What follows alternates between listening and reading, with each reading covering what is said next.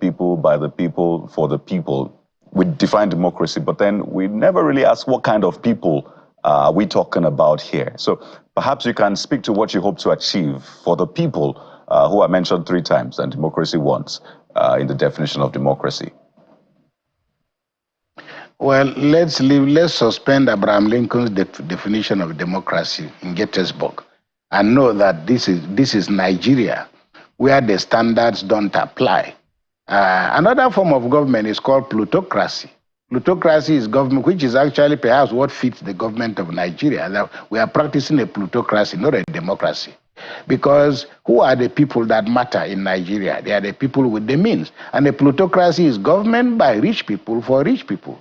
So then, of course, you have another system of government that is called theocracy, which is that it's a government by divine anointing. Only those who the state, the religion, the state and heaven are basically the same realm. Then you have a system of government that focuses on patriarchy or whatever. So there are all kinds of systems.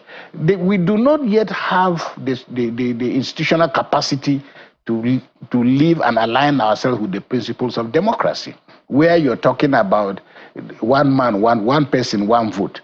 Well, guess what? We are living in a society where the big man's mentality suggests very clearly that a driver and his oga cannot have. Mentally, yes. And this is what you have seen now in the capacity of people with money to compromise the wishes of the people. So we are still a far cry away from the ideals of democracy being a government of the people, for the people, and by the people.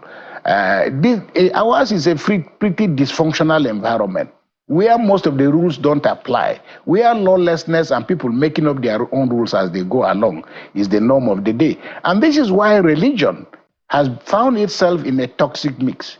Now, I repeat, Nigeria, the state is a dysfunctional state. It doesn't have the capacity to protect its citizens. It has not shown enough capacity to provide for its citizens. It has not shown enough capacity to prove that citizens come first. This is why you now find the importation of the divine into the political. I'm a priest and a bishop, and you may probably feel scandalized when I tell you, look, if it comes to voting for the president of Nigeria, I don't want a president who fears God, because there is no way of measuring fearing God. I want a president or a governor who fears the Nigerian voter.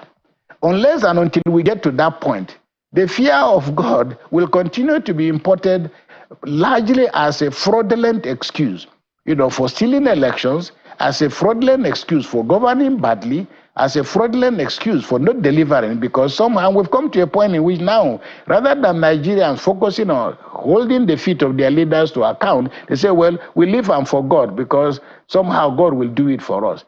In a democracy, God holds the universe in the palm of his hand, but human institutions are managed by human beings. And as I said, for us, what we're trying to do in this conference today is to show what good religion can be. But right now, because of the nature of the Nigerian political environment, we're finding that religion is being conscripted into politics, with consequences both for the ordinary citizens of Nigeria and with consequences for the integrity of religion itself.